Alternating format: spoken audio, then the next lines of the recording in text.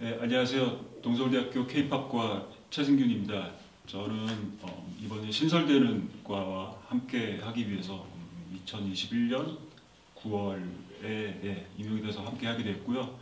저는 그동안에는 K-팝 산업 현장에서 프로듀서 또 뭐 음반 제작에 참여하는 그 스텝으로 오랫동안 일을 해왔어요.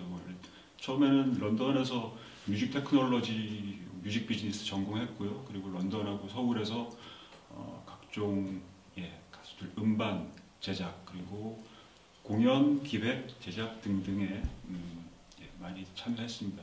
처음에 서울에서 제가 활동 시작한 게 2000년쯤부터니까 그때 K-팝 아티스트 중에 지금도 많이 알고 계시는 뭐 싸이라든지 또 보아 씨 음반에 참여하면서 시작을 했었고요.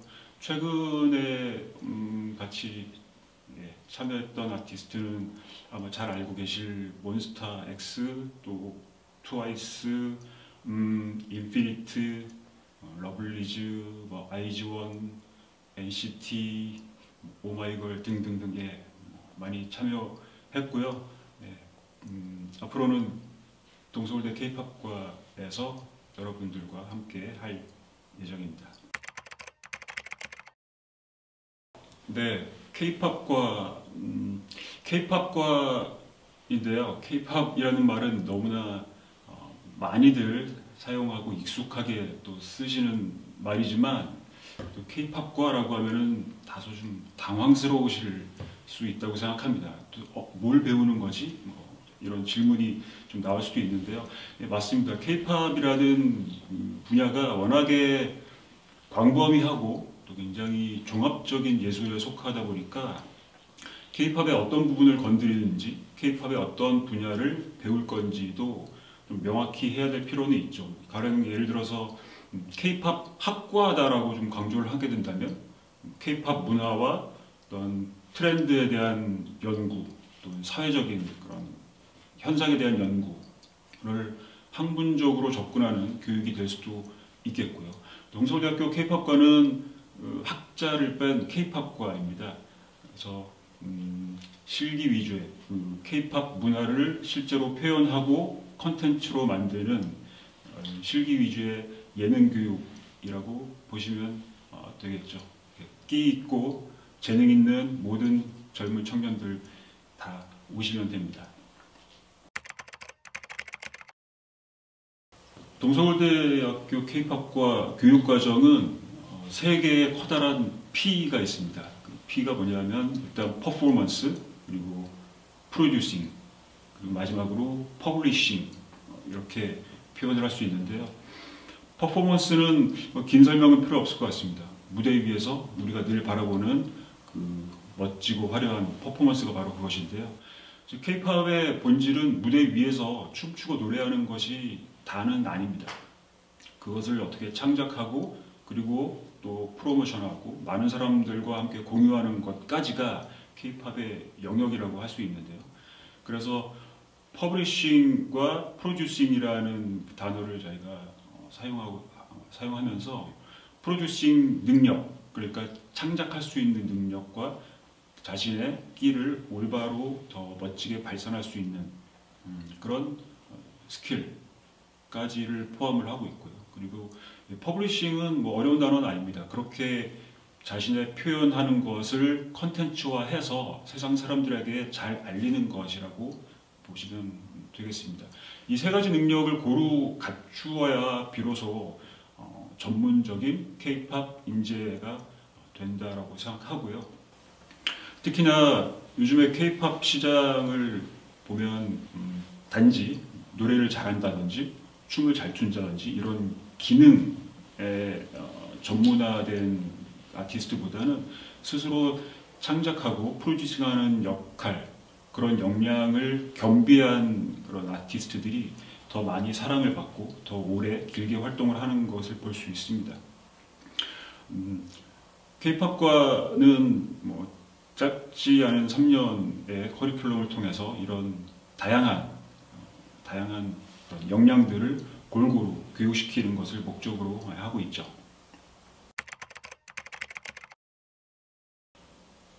멋진 사람? 사실 K-팝 인지하면 뭐 멋있는 사람이 제일 좋은 표현이지 않나 생각합니다. K-팝과에서 형성한 인재상이 다재다능한 K-팝 전문 아티스트예요. 어떻게 보면 좀 뻔한 말 같기도 하지만 다재다능해야 된다는 것은 굉장히 중요한 말이고요. 그렇다고 해서 굉장히 폭넓은 지식을 얇게 가르치는 것도 뭐 큰 의미가 없겠죠. 그래서 K-팝 전문 아티스트라는 부연 설명을 붙인 게 저희가 교육을 통해서 전달하려고 하는 지식 그리고 기량에는 되게 여러 가지가 있지만 그것들이 다 K-팝이라는 분야에 특화된 굉장히 전문적이고 첨예한 그런 형식을 가진 것이라는 것이 또 중요하다고 생각합니다. 예를 들어서 노래도 가창력이 중요하다고는 다들 알고 계시지만 K-팝의 가창, K-팝의 노래는 좀 특별한 면이 있고요. 그리고 영상도 흔히 영화나 뮤직비디오를 많이 보고 계시지만 K-팝 뮤직비디오에 독특한 맛이 있습니다. 이처럼 모든 분야에서 우리가 다루어야 할 여러 가지 분야에서 K-팝이라는 특수성을 감안해서 교육이 이루어지고요. 그래서 결국 K-팝에 정말로 특화된 그런 인재를 양성하는 것이 저희과 목표입니다. 네, K-팝과 신설되는 과여서 사실 뭐 학교 차원에서 학과를 설계하고 계획을 짜면서 여러 가지 차별점 그리고 특화되는 점에 대한 고민과 논의가 많이 있었죠. 특히 차별점이라고 하면은 타 학교에도 K-팝을 가르치는 교육 과정이 소수이긴 하지만 있고요. 그리고 학교 안에서도 유사학과로 보일 수 있는 전공이 있긴 있습니다. 실용음악과를 예를 들어서 다른 학교들을 분석을 해보면 일부는 기존의 실용음악과의 약간 확장판 같은 느낌으로 개설되는 곳도 저도 본 것 같아요. 그런데 K-팝은 음악의 범위에 있어서 K-팝이라는 굉장히 좁고 한정적인 그런 특화된 모습을 보여줘야 되기 때문에 음악과의 겹치는 면이 당연히 없을 수는 없지만 K-팝이라는 음악은 어떤 별개의 독특한 그런 특화된 음악이라고 이해를 하고요.